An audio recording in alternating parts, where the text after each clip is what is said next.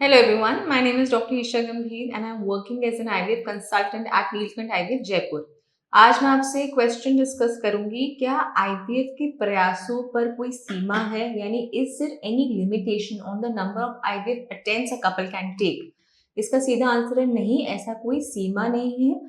हालांकि कुछ क्लिनिक्स एक सीमा या एक नंबर बना देते हैं कि इतने हम आईवीएफ कर सकते हैं, बट ये सब बहुत सारे कारकों पर डिपेंड कर सकता है कि एक जो कपल आ रहा है हमारे पास, उनका हम कितनी बार आईवीएफ अटेम्प्ट कर सकते हैं।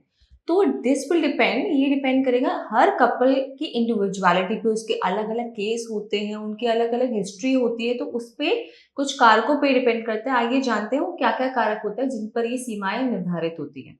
कुछ इंपॉर्टेंट कारकों में से होता है कि जो दंपत्ति है उनकी एज कितनी है।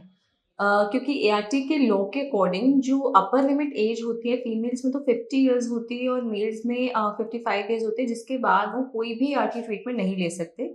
इसके अलावा स्पेसिफिकली जो फीमेल है, अगर वो खुद के अंडाणु से प्रेग्नेंट होना चाह रही है तो उसके एज पे बहुत डिपेंड करेगा कि वो कितने अटेम्प्ट्स ले सकते हैं आईवीएफ के।